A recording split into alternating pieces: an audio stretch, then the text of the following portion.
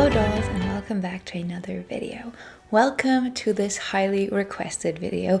This is the life of Françoise Dorléac. After I've done the Muses series on my channel during December, a lot of you asked about Françoise Dorléac, especially after I covered her sister Catherine Deneuve. And I had her on my schedule for a while now. I wanted to make a video all about her, but I wanted to take some extra time to thoroughly research this because it was a little harder to find out about her because her life was tragically short-lived, but she also had this phenomenal career that I really wanted to focus on in this video. I've always been quite fascinated with Françoise Dorléac, and I have to be honest, there is something about these stories where someone is at what it seemed like the peak of their career. It's kind of like their career is about to take off and then tragedy strikes, that I feel like makes this even more tragic. I mean, in the end, there's no way to sugarcoat this. She died incredibly young. She died at only 25 years. I'm 26 when filming this, 27 when uploading this, and I cannot imagine that that is it. I cannot imagine that this is someone's entire life. It just feels like my life is just starting and my heart breaks for her, but I do believe that in the short amount of time that she lived and that she got to make films, she truly made film history. I also absolutely adore her style. She was so truly beautiful. So today I would like to tell you the story of Françoise Dorléac. Before we get into this video, even though I'm pre-filming this, I just want to say thank you because I have a feeling that I'm going to get a couple of lovely birthday messages, and I just wanted to say thank you. It honestly means the world that you're thinking about me. But now, without any more interruption, this is the life of Françoise Dorléac. She was born on the first day of spring in a city at war. It was March 21st, 1942 in Paris, with bombs and blackouts in the streets, but inside one apartment, a new light flickered to life. Françoise Paulette Louise Dorléac was born into a theatrical dynasty during those dark days of World War II, as if fate placed her on the stage from the very start. Her father was a noted stage and screen actor, while her mother was an actress famous for dubbing Hollywood stars into French, even lending Judy Garland her voice in The Wizard of Oz. The baby girl had show business in her blood, cradled backstage while the world outside burned. No one could know that this wartime child would shine brilliantly on screen for a brief, dazzling moment, only 25 years before her light turned off forever. From the outset, life wrote Françoise's script with dramatic flourish. At age 10, she stepped onto the stage for the first time, a little girl in the spotlight at the Théâtre Antoine in Paris. By 15, a chance photo shoot led to a small film role during her school holidays, her first taste of cinema. Quote, acting was in her blood, one writer would later note, and indeed it seemed predestined. She grew into a willowy teenager with fair hair and an irrepressible sparkle, soon supporting herself as a model for Dior while polishing her craft at the Conservatoire d'Art Dramatique. As a teen, she lived at a frenetic pace, rushing from runway fittings to drama classes, from stage rehearsals, where she played Colette's impish heroine Gigi, to photo shoots for Vogue. Françoise led a wildly busy life from those early years onward. The camera loved her delicate gamine looks. Vogue admiringly called her a gamine fatale with an adorably upturned nose. Yet behind the fresh-faced grace was a young woman already dreaming big. For Françoise Dorléac, life would move at the pace of a movie montage, childhood in the wings of Comédie Française, ingénieur years in New Wave Paris, before a sudden, tragic final cut. But her story, though brief, left an enduring impression. It's a tale of a star who burned bright and brief, of sisters walking the same path side by side, of a jeune fille who chased stardom and found it, only to have it all cut short in a flash of fire on a summer's day. Chapter 1. Born under the spotlight of war. In war-torn 1940s Paris, little Françoise grew up literally behind the curtains. While German soldiers marched on the Champs-Élysées outside, backstage she played amid props and costumes. Her parents' world was the theater. Maurice Dorléac performed on stage and in films, and Renée Simonot enchanted audiences with her nightingale voice and skillful dubbing.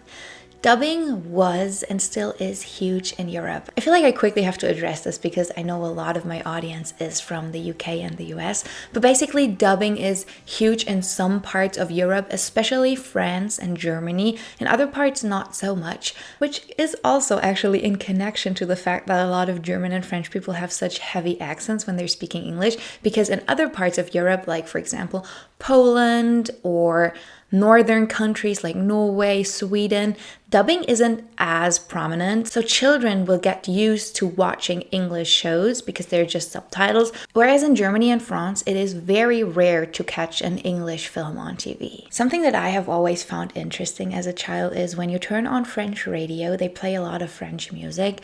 In Germany, that's not that common, not a lot of German music on the radio, but in France, there's actually a quota that every so-and-so song has to be French. There's a certain percentage they have to play, and I always thought that was quite interesting. It was only natural that their children would see the arts not as an exotic dream, but as a family business.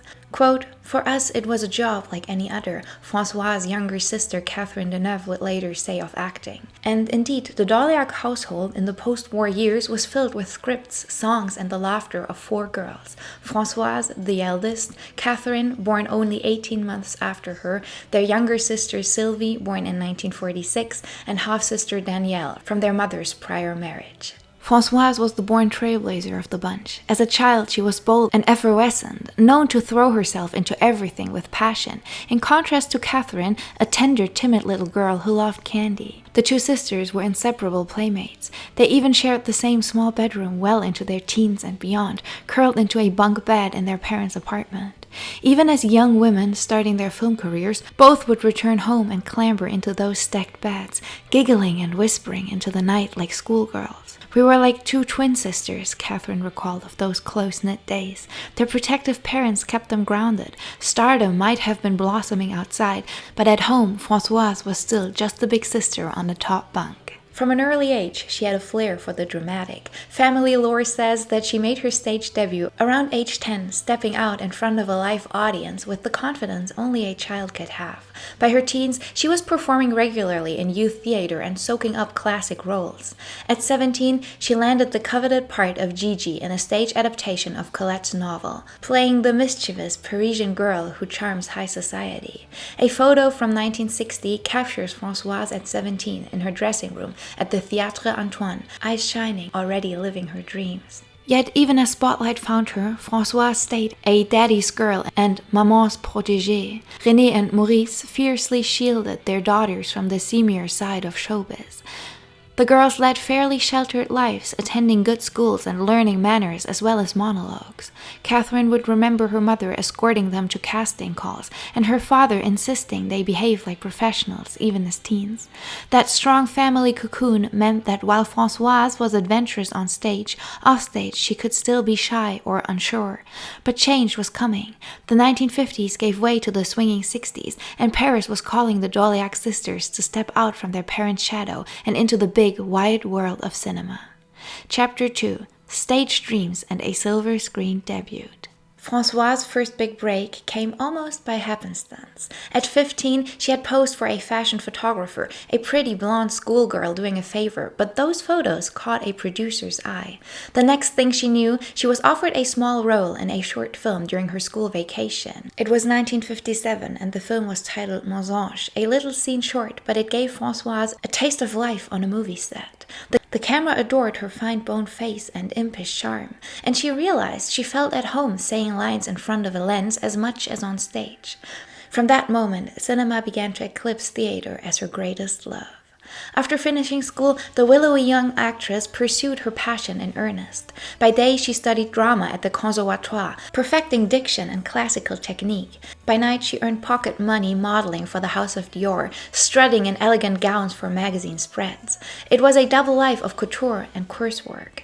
Quote, "As an in-demand model and actress, Françoise led a wildly busy life from her teens to the end of her life," one account would later note.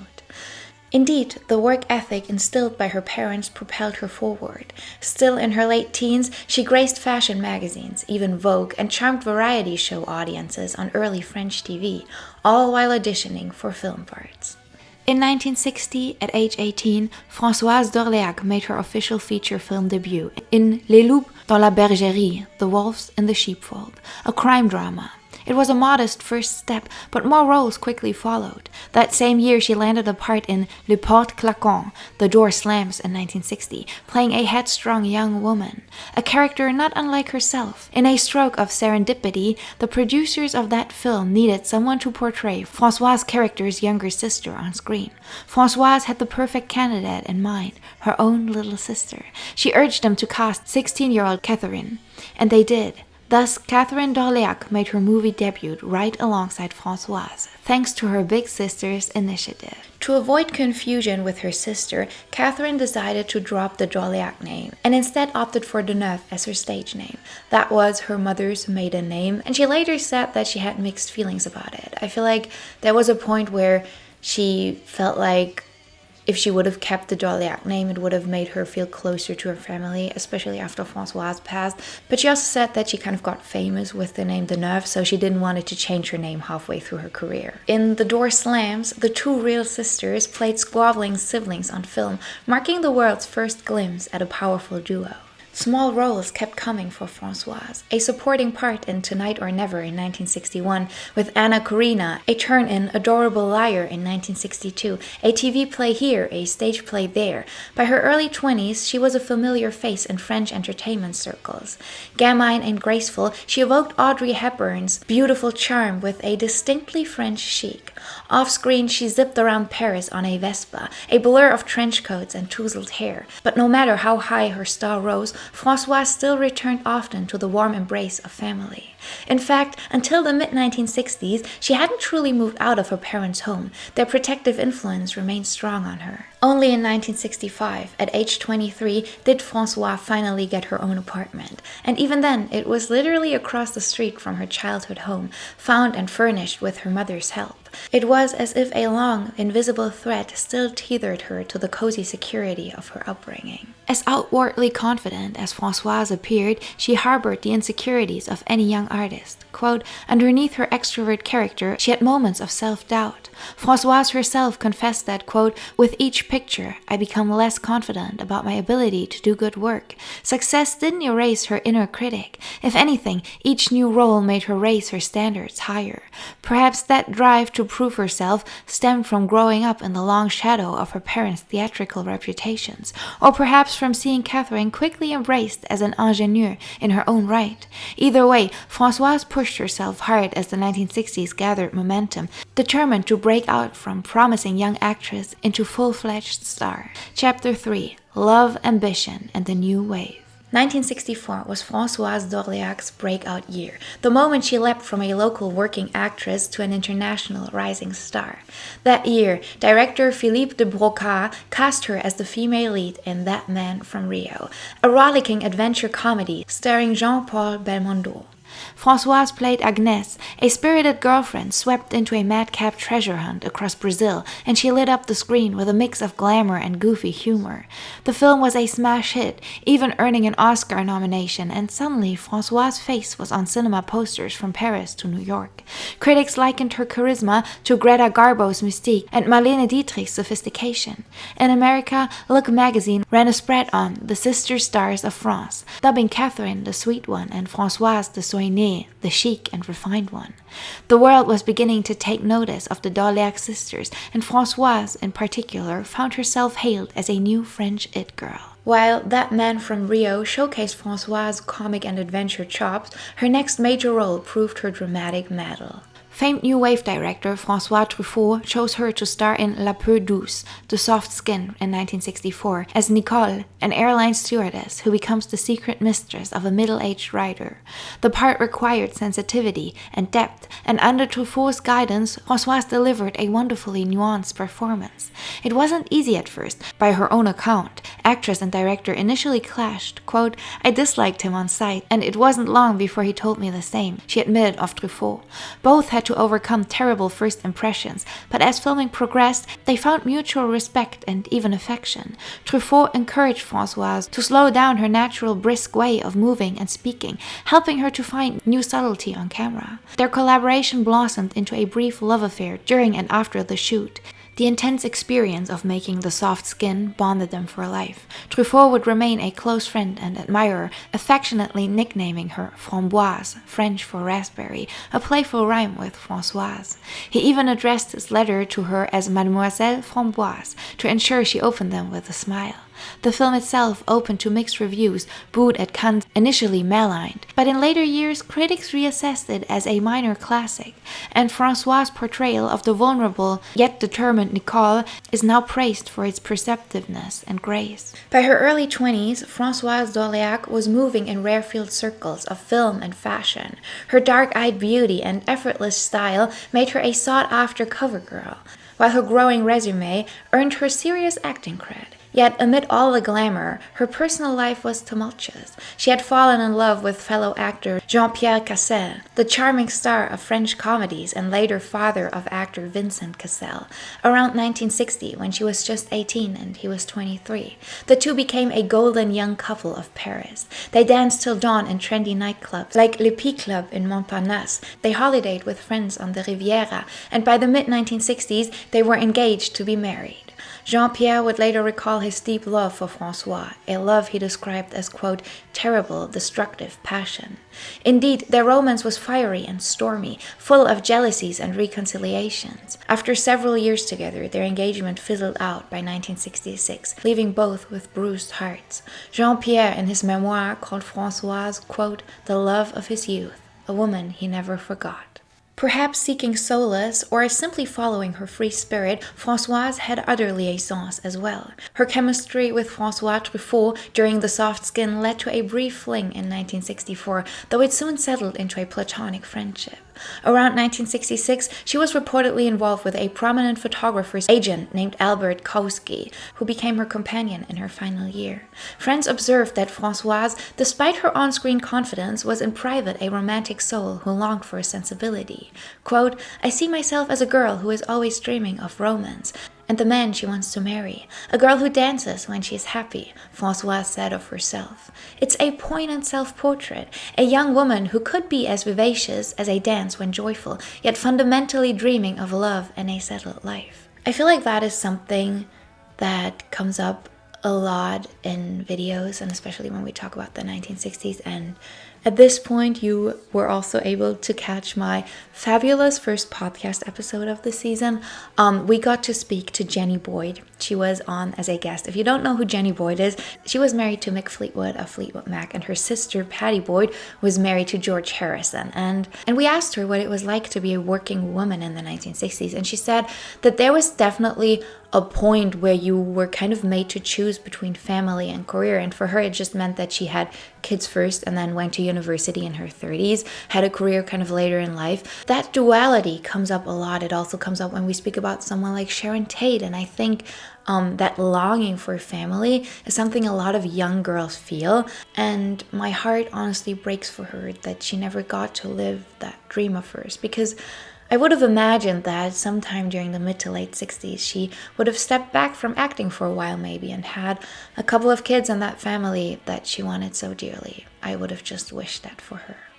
And I really hope that in her short-lived years she felt loved. She was never married, but I hope that she felt deeply loved and appreciated by someone. I hate the idea that she might have left this planet without feeling deeply loved, but I don't think that was the case. Just reading about her sister and her family, I know that at least by them she was deeply, deeply loved. Professionally, there was no slowdown. By 1965 and 1966, Françoise was juggling French cinema with international opportunities. The global success of That Man from Rio put her on Hollywood's radar. She was cast in the lavish adventure epic Genghis Khan in 1965 as a Mongol princess alongside stars like Omar Sharif and James Mason. The next year, MGM hired her as David Niven's chic love interest in the spy caper Where the Spies Are from 1966. Though neither film was a smash, they cemented her status as an actress who could hold her own among international stars. She proved her comedic talents too, appearing opposite her sister in the French farce Male Hunt and among an ensemble of beauties Roger Vadim's romp Circle of Love. And when Roman Polanski needed a leading lady for his absurdist English black comedy Cul-de-sac, he chose Françoise. In Polanski's cult film, she delivered a memorable turn as Teresa, the bored, flirtatious wife of Donald Pleasance's character, sexy, mercurial, and oddly poignant all at once. Critics noted how brilliantly she captured the character's capricious nature, holding her own against Polanski's stark humor, Pleasance's eccentric performance. Through all these roles, Françoise's star quality only grew. On screen, she could exude sophisticated allure or impish joy as needed. But off-screen, those close to her saw a young woman still finding her footing. Despite her worldly image, Françoise remained at heart a well-mannered Parisian daughter who dutiful phoned her mother daily and often sought advice from her family. I honestly find it quite sweet that she moved out and stayed so close to her parents. I think that speaks a lot of how her parents raised her. I think she felt very loved by them. And I love to imagine her mother waving from one side of the street and kind of like watching over her little daughter, but also starting to let loose of her.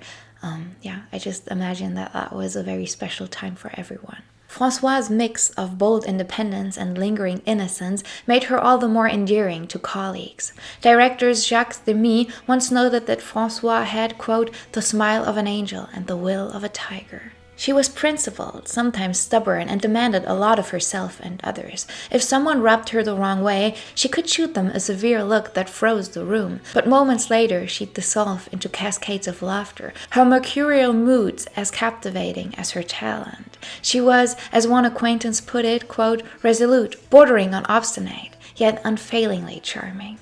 Chapter 4. Sisters of the Screen, Françoise and Catherine. Quote, to the public, it was just a news item, an actress who had not yet had time to become a star. François Truffaut wrote of Françoise's fate. For everyone who knew her, Françoise Dorléac represented more, an exceptional young woman whose charm, intelligence, grace, and incredible moral force made her unforgettable. Nowhere was her impact deeper than in the life of her sister, Catherine. Only 18 months apart in age, Françoise and Catherine often seemed like two halves of a whole. Françoise used to joke, quote, the two of us together would make one complete woman, because we were so different. And it was true. They were like mirror images in reverse. Françoise was extroverted, effervescent, and adventurous. Catherine was introverted, cool and cautious. One wore trendy metallic mini dresses and bold prints, while the other favored timeless, elegant styles. She claims she always looks like she has nothing to wear in her closet, and I look like I have 6 closets, Catherine quipped in 1966. Quote, she wears casual things, but she has 100 casual things, and I have 3 subtle things. Different as day and night, yet utterly inseparable. That was the paradox of the Dorleac sisters. By the mid-1960s, Catherine Deneuve's own career had taken off meteorically, helped in part by Françoise's early boost. Catherine became an icon of French cinema after The Umbrellas of Cherbourg in 1964 and Repulsion, released in 1965, cultivating an image of the aloof blonde goddess of art films. Françoise, in contrast, remained the vivacious brunette chameleon, equally at home in frothy comedies or edgy new wave dramas. The media loved to pit them as rivals or opposites, but the sisters themselves were far closer than outsiders realized. Quote, we were like 2 twin sisters, Catherine emphasized, noting how they literally grew up side by side. In 1966, a reporter from L'Express observed the pair together on set and found them full of affection and playful competition. At that time, Catherine was 23 and newly married to British photographer David Bailey, with a young son from a prior relationship, while 24-year-old Françoise was single and laser-focused on her career. Yet, Catherine mused that she envied her sister's ease on camera, and Françoise admitted she wished to be less self-conscious, quote, to stop hiding behind my hair, as she put it, and to be truly free in front of the lens. Each admired something in the other. Catherine marveled at Françoise's gamine delicacy and spontaneity, while Françoise praised Catherine's classic beauty and poise. They joked about how busy and well-paid they were, yet somehow both always seemed to be broke by month's end. In their banter, one could sense both deep love and slight edge of sibling rivalry, natural for 2 young women navigating fame together. That dynamic culminated in a project that would be a high point for the both of them. Jacques Demy's musical Les Demoiselles de Rochefort, The Young Girls of Rochefort. Filmed in 1966, this candy-colored homage to Hollywood's musicals cast Françoise and Catherine as twin sisters, a pair of singing, dancing dreamers in a seaside town. For once, the two really did look like twins on screen, with matching costumes and harmonized musical numbers. They twirled through Demi's whimsical choreography with infectious joy, their real-life sisterly chemistry lighting up every frame. Off-camera, they delighted in working together as equals, neither overshadowing the other. Quote, "Together, Deneuve and Dorleac were an unforgettable complementary pair," Vogue later wrote of their Rochefort days. The film also featured Gene Kelly and legendary actress Danielle Derieux, who played their mother, making the set a cinephile's dream. Françoise was elated to share this experience with Catherine. It felt like the fulfillment of childhood fantasies, the two of them side by side on the big screen, dancing their hearts out. Yet, poignantly, Rochefort would be the last film the sisters lit together, and one of François' final films in general. The movie premiered in March of 1967, and while it wasn't an immediate global hit, unlike Umbrellas of Cherbourg, it later became a beloved classic of French cinema. In it, Françoise exudes such life, singing about finding true love in the morning sun, that it is the more heartbreaking to watch, knowing what was soon to come. During that Rochefort shoot, a journalist asked Françoise, then 24, about her thoughts on youth and future. Perhaps the rosy aura of the musical had stirred her anxieties, because she answered with uncharacteristic somberness. Françoise admitted she didn't like to think about aging or mortality. Quote, "I fear the end. I'm afraid of death." Catherine, besides her, likely brushed off the morbid talk at the time. They were young, beautiful, and successful. Why dwell on death? Neither could imagine that those fears would be realized far sooner than anyone could have fathomed. Chapter 5. Cascades of Laughter Cut Short. The spring of 1967 found Françoise on the brink of international stardom. She had just finished Les Demoiselles de Rochefort, and was fresh off filming her first ever English-language lead role in Ken Russell's spy thriller Billion Dollar Brain, opposite Michael Caine. At 25, she was poised to conquer both French and British cinema, with even Hollywood beckoning on the horizon. Quote, "She showed every single sign of taking Hollywood by storm," one commentator would later write, reflecting on her momentum. Truffaut believed that unlike many starlets, Françoise' talent would only deepen with age. Quote, "The only young actress one might have expected to get better and better," he said, convinced that her 30s would have won the public's heart. There was a sense in 1967 that this vivacious young woman was just coming into her prime. But fate had other plans. In June of that year, Françoise joined Catherine and friends in the south of France for a short holiday. The sisters spent a few days relaxing in sunny Saint-Tropez, enjoying a much-deserved break. On the morning of June 26th of 1967, Françoise had to leave early. She needed to fly to London to complete some final filming work on Billion Dollar Brain. Always one to cut it fine, she was running late to catch her plane. Catherine later recalled that Françoise was anxious about missing the flight. She packed her bags, waved goodbye, and set off alone from Saint-Tropez, heading toward Nice airport in a rented Renault. The summer sun was bright and the road beckoned. Perhaps she drove a bit too fast, eager not to disappoint the film crew waiting for her in London. Around 10 kilometers from the Nice Côte d'Azur airport, on the winding road, La Provençale Highway, tragedy struck. Françoise lost control of her car on a curving stretch near the village de Villeneuve-Loubet. The Renault skidded and jammed into a signpost on high speed. In an instant, the vehicle flipped over on its roof and in an adjacent field burst into flames. Passing drivers screeched to a halt and ran toward the burning wreck. Horrified, they saw the young actress trapped inside. Frantically struggling, the heat was unbearable. Françoise fought to free herself, but the door wouldn't budge. Within moments, the flames engulfed her. By the time help arrived, it was already too late. Françoise Dorléac perished in the inferno, just 2 months shy of what would have been her 26th birthday. This part was so hard for me to read about and research. There are articles about it because I honestly believe this is one of the worst ways one can pass away. I think it is one of the most painful and the scariest way one can die, because it wasn't like she just hit a wall in her car and was dead. She struggled for a while, and I think there must have been a moment when she realized, this is it, I'm gonna die here. And Burning alive seems to be so painful. My heart breaks for her. There is something so, I don't know how to say it. I always feel like it's so weird. I don't know, weird isn't the right word.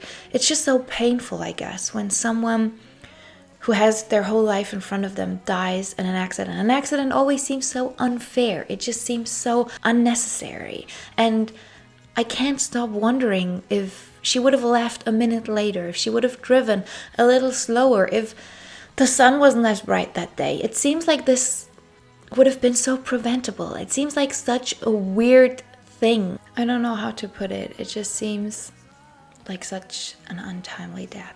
I mean, it is such an untimely death, and I wouldn't wish this upon anybody, especially not that young, and I don't know. I'm honestly just heartbroken for this. This is such a big tragedy. The news hit like a thunderbolt. France awoke to headlines that one of its brightest young stars had died in a ghastly accident. Catherine Deneuve, still in the Riviera at the time, was devastated beyond words. She had to identify her sister through personal items because the fire left almost no remains. Police could only confirm Françoise's identity from a few shared possessions pulled from the wreck, a fragment of her checkbook, her diary, and her driver's license. It was an ending too cruel, too abrupt, to comprehend. The kind of tragedy that felt ripped from a melodrama, not real life. She was 25, lively and laughing just days before, now suddenly gone. Quote, for the public, it was just a news item, all the more cruel because it involved a very beautiful 25-year-old girl, an actress who had not yet had time to become a star, Truffaut wrote mournfully in Cahiers du Cinéma. Those who knew her, however, were shattered. Decades later, when asked about the lowest point of her life, Catherine Deneuve answered without hesitation, the death of her sister Françoise. She remembered her beloved sister as, quote, a fine actress, a beautiful woman, and my closest friend. Catherine had always been cool and collected in the public eye, but this loss nearly broke her. Friends say that a part of Catherine's youth, her spontaneity and joy, died on that highway with Françoise. The French film industry, too, went into shock. Directors and co-stars who had worked with Françoise grieved her life cut short. Jean-Pierre Cassel was heartbroken. François Truffaut wrote a moving tribute celebrating her unforgettable spirit. He described Françoise as, quote, fragile and lithe physique which had the quality of seaweed or a greyhound, and how it belied a strong, even bossy personality that could light up an entire room. Those great cascades of laughter cut short is how he lamented the cruelly sudden end to her mirth. The tragedy seemed to encapsulate the fragility of life. One moment a young woman is laughing, brimming with life, and the next moment all is silence. Françoise Dorléac's funeral in Paris was a somber, intimate affair. Family, close friends, and colleagues gathered to mourn the vibrant soul whom fate had so abruptly taken. In the weeks, months, and years following Françoise Dorléac's untimely death, her image never disappeared. A bittersweet ubiquity. There she was, leaping across the screen in The Young Girls of Rochefort, twirling in a yellow dress frozen in eternal springtime. In magazines and film stills, she is forever the elegant ingénieure with the impish smile, the Dior model turned movie star, la gamine fatale. France mourned not only what it had lost, but also what it might have been. As one obituary noted, her passing, quote, robbed cinema of a tried and true talent, an incomparably beautiful mademoiselle, who surely would have conquered new horizons. A shooting star had streaked across the 1960s sky, brief, brilliant, and leaving a lasting afterglow. Yet, amid the sorrow, those who knew Françoise also cherished the memories of her vibrant life. They recalled the sound of her laughter, how infectious it was, her habit of singing spontaneously when she felt happy, the way she would dance around a room just for the joy of it. They remembered a young woman who dreamed of romance and carried herself with both Parisian chic and disarming sincerity. In every role she left behind, be it the bubbly fiancée in That Man from Rio or the melancholy mistress in The Soft Skin, one can glimpse facets of her personality, the sparkle, the vulnerability, the determination. She may not have had time to achieve all her dreams, but the handful of films she completed are tangible proof of her immense talent and potential. As one critic later wrote, Françoise did not have enough time to achieve her dreams, but in those few films lies proof of how great she could be. For Catherine Deneuve, Françoise' memory became a guiding light. Catherine went on to have an illustrious career and a legendary status, but she often said she kept a piece of Françoise in her heart through every success. In 1996, Catherine co-authored a book titled Elle s'appelait Françoise. In English, her name was Françoise, a loving tribute filled with letters and reminiscences, co-written with novelist Patrick Modiano. It was her way of preserving her sister's story for posterity, ensuring that Françoise would be remembered not just as Catherine Deneuve's ill-fated sister, but as a remarkable individual, an artist in her own right. As Truffaut predicted, had she lived into her 30s and beyond, the public surely would have, as he said, quote, adored her in the same way as did all those who had the chance to work with her. I got that book and read it to research for this episode, and my heart broke for her reading this book even more because she was so loved by so many, and there is so much beauty in this book, and it just makes it all the more tragic to know that she died so young, because I can't stop imagining her being in her 80s now and just looking through that book and feeling so loved. I wish she would have gotten to that point, but it gives me a little bit of peace to have a feeling that she knew how loved she was. But yeah, that book was very special. If you ever get a chance to read it, I cannot encourage you enough to do it. I don't know if it is available in English. I'm gonna find the copies that I can and link them down below for you with the sources. But yeah, if you get a chance to read that book, do it. It's beautiful. More than half a century later, Françoise Dorléac's picture hasn't faded. In restorations of her film, in retrospectives of 1960s cinema, and in the collective memory of French pop culture, it is still there. She remains a symbol of youth and elegance from that era, forever twirling in a pastel dress in Rochefort's make-believe squares. But beyond the celluloid smiles lies the real Françoise, a passionate, principled, fun-loving young woman who left an indelible mark on those who knew her. In one of her last interviews, Françoise spoke of her fear of death, a chilling premonition from a 24-year-old on the cusp of greatness. But if she feared being forgotten, history had soothed that worry. The world remembers Françoise Dorléac. In every frame where she tosses her golden hair or flashes that radiant smile, she is alive again. In Catherine's unwavering love and Truffaut's eloquent homage, her spirit lives on. Like a perfume that lingers in the air after its wearer has left the room, Françoise's presence remains, subtle but unmistakable. Her story, though tragically short, continues to captivate and inspire, ensuring that the girl who danced when she was happy will never fade from the spotlight of memory. Françoise Dorléac's life was improvised, delicate, yet charmed in its own poignant way, and in the end she drifted into legend almost by accident, a legend of grace, talent, and the eternal question of what might have been. Her light, though extinguished far too soon, still flickers for those who seek it, casting a gentle glow on the golden age of cinema she helped define. Her name was Françoise, and she will never be forgotten. So that is it for today's video. That is it for the tragic, short-lived life of Françoise Dorléac. And I don't even think her life was particularly tragic. I think it sounds and seems like, from what I found when researching, that she did have a very happy and beautiful life. And I wish she would have had the opportunity to live that life longer. But yeah, I really hope you enjoyed this video. As said, this was one of my most highly requested videos in the past couple of weeks, and I loved bringing this to you. I loved researching and reading about her.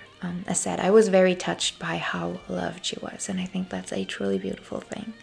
If you've never seen a film of hers, I cannot encourage you enough to watch one.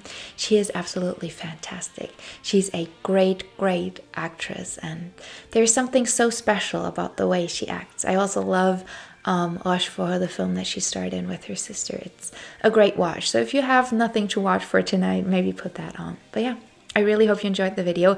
I would love to know what you think about her. Do you think she would have, if she was still alive, still be making films? Because this really seemed like a big love in her life. But yeah, I'm excited to read about all of your thoughts and feelings. But this brings me to the end of today's video. I hope you enjoyed it. If you did, I would love you to give it a thumbs up and maybe even share it with a friend. It supports me, it supports the channel, and it would truly mean the world. I hope you have a beautiful, beautiful day. Go out, enjoy the sunshine, take yourself some time to focus on you and your mental health today, and I will catch you in the next video. Bye dolls!